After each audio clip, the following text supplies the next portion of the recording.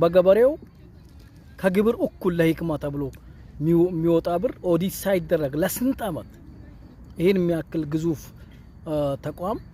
ግቢውን ሳይጠርጉ በግቢው የሚያርሰውን ገበሬ ሳያነሱ ብር ለመሰብሰብ መሯሯጥ አንደኛ ህጋዊ ሰውነት የለው እስከ ቅርብ ጊዜ ህጋዊ ሰውነት አልነበረው ህገ ወጥ ነበር ማለት ነው አሰባሰቡ የቤት የህንጻዎቹ አሰራር አጠቃላይ ሲከደ የነበረው ህገ ወጥ ስራ ጥቂት ሰዎች እንደፈለጉ የፈለጉትን ነገር ለማድረግ እንዲመቻቸው ህጋዊ እንዳይሆን ሰርተዋል ህጋዊ ያልሆነ ነገር በህጋዊ መንገድ መጠየቅም ኦዲት ማድረግም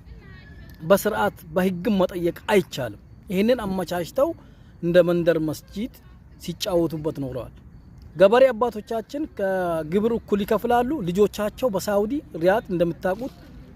ስንት ሚሊዮን ብር ተሰብስበዋል ይሄው እስካሁን ድረስ በዛ ብር አንድም ነገር አልተሰራበትም የሆነ ቁፋሩ ነገር የሆኑ ሰዎች ገብተው ሲወጡ ይታያል ይሄ ሆነው ለረጅም አመት ተቀምጦ የብር መርከስ እንደገና የኑሮ ውድነት አንድ ኮሮኮንች እስከ 100,000 ብር እስከ መድረስ ሲደርስ ለዚህ ሁሉ ዋጋ ግሽበት በዚህ በህገ ወጥ መንገድ ይሄንን ዩኒቨርሲቲ አቀለው ያዙት ቀላል ሰዎች ተጠያቂ መሆናቸው መጠየቅ መቻል አለባቸው መላው ሙስሊም ለሂክማ ዩኒቨርሲቲ ሀገር አቀፍ ቦርድ ያስፈልገዋል ሁለተኛ ኦዲት መደረግ ያስፈልገዋል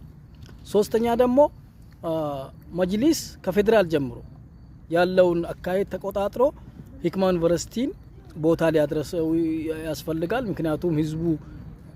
ማውጣት ጀምሮ ነበር ሪያድ ቀጥታ ጅዳ ከጅዳ ዱባይ ኳታር አሜሪካ ብሎ ሊቀጥል ነበር ነገር ግን እዚህ እንዳሉት ብር ተዋጣ ሀገር እንደገባን ከአዲስ አበባ ጀምረን እስከ ሰፈር መንደር ድረስ ያለውን ለሂክማ ዩኒቨርሲቲ ገንዘብ ይዋጣል ይቀጥላል ነበር የተባለው ይሄንን የዚህን ሀገር ብር ይዘው ገቡ አስቆሙት ይሄ ነገር ሲነሳ የሆነ ነገር ያነሳሉ ወስተው በሆነ ሰፈር በመንደርም ያስገቡታል ይሄ ተገቢ አይደለም ሂክማ ዩኒቨርሲቲ ሀገራዊ ነው ከዞን አውርዳችሁ ወደ ሰፈር አትወሰዱት ሂክማ ዩኒቨርሲቲ በሀገር ደረጃ ሀገር አቀፍ ትልቅ ተቋም ነው እንደ ሌሎቹ ዩኒቨርሲቲዎች ሀገር አቀፍ ኮሚቴ መቋቋም መቻል አለበት ማለት ነው ህጋዊ ሰውነቱን ሊያገኝ ይገባል ኦዲት ይደረግ ዞኑ መጅሊሱም ለዚህ ጉዳይ ለሂክማ ዩኒቨርሲቲ እንደዚህ መሆን ተጠያቂ ናቸው ሁለቱ